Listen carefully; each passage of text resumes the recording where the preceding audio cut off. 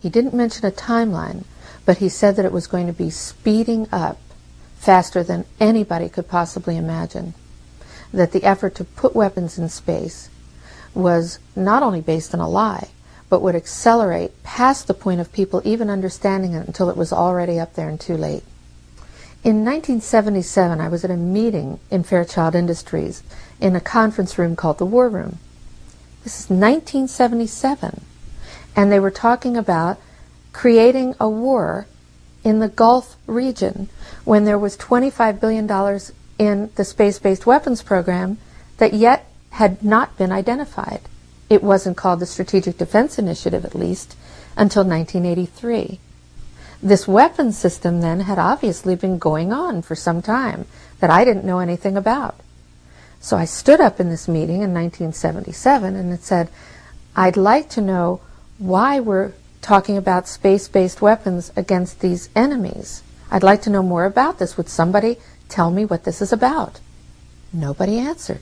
They went on with this meeting as though I hadn't said anything.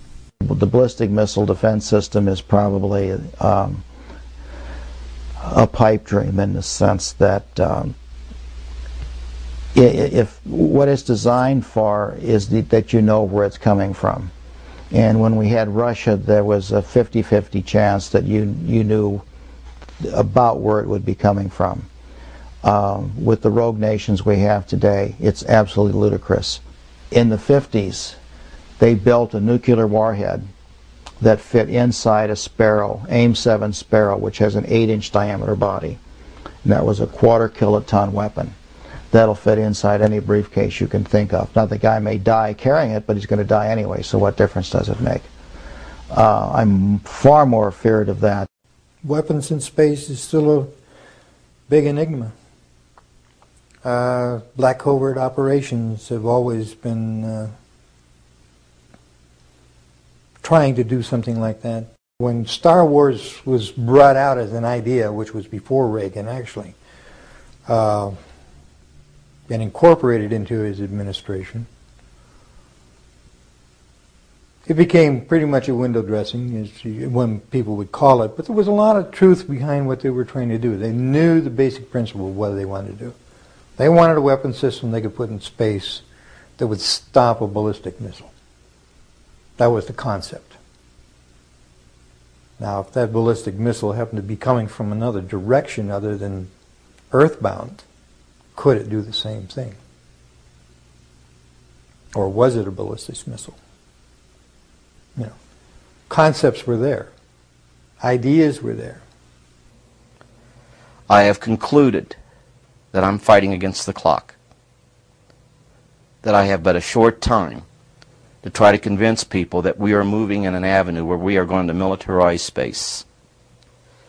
As a result of militarizing space, we are going to acquire new technology. We're going to evolve new technology that's going to lead us into interstellar travel.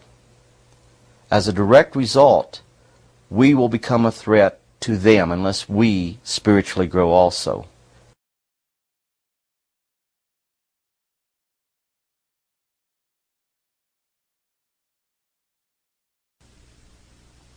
I noticed the satellite's positionings. I said, now this is supposed to be a system that tracks radar anomalies on Earth, right? You know, the whole thing, the movement.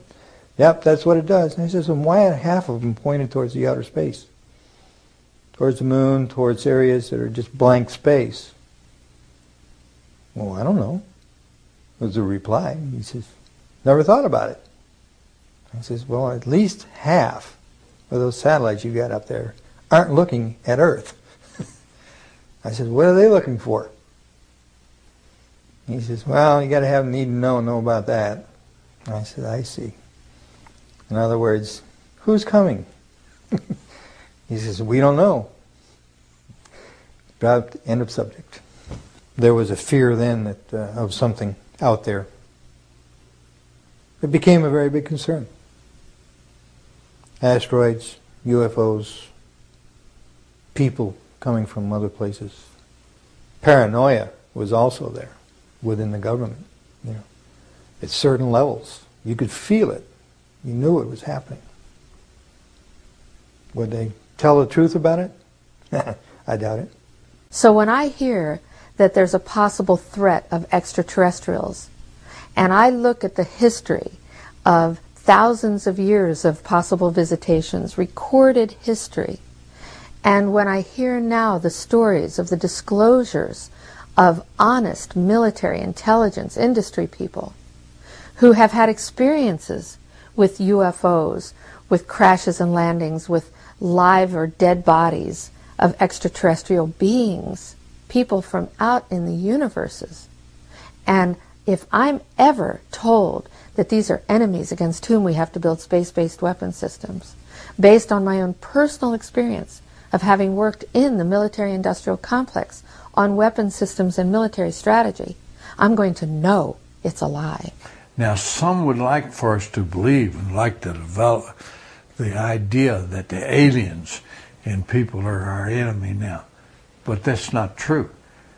There's no proof that I have ever read in any official document.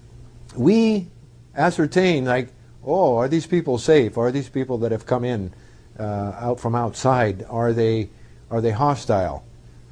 Well, if they were hostile, my own knowledge is, and feeling, I don't know about all of them, is that we could have been, with their weaponry, as it might be used, it could have destroyed us a long time ago. If beings can travel in time-space, then anything we would put in orbit as a weapon would be like going against Genghis Khan with a firecracker. I have concluded that it's based on a few people making a lot of money and gaining power. It's about ego. It's not about our essence and who we really are on the planet and loving each other and being at peace and cooperating, using technologies to solve problems and heal people in the planet. It isn't about that. It's about a few people who really are playing an old, dangerous, costly game for their own pocketbooks and power struggle. That's all it is.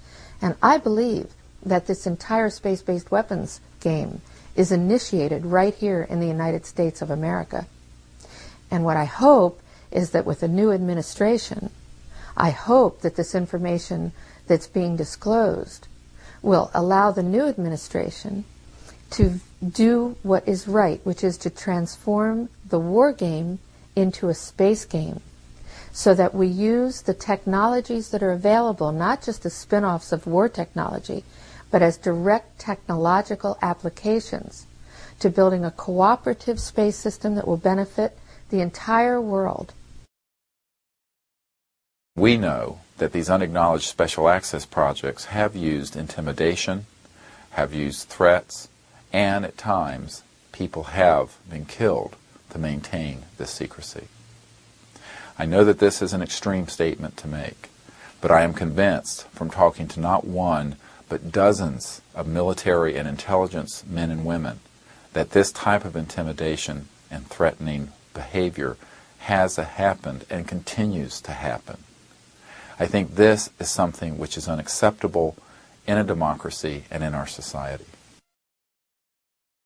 He told us we could not talk about this to anyone, including any of the other crews, our spouses, our family, even amongst each other. So we could not discuss this at all. It had been discussed with me on numerous occasions.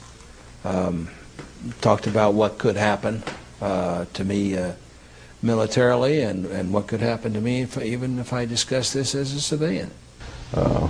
Anything to discredit you, and you'd never get a promotion, and I'd spend the next 3.5 years up at the North Pole living in a tent checking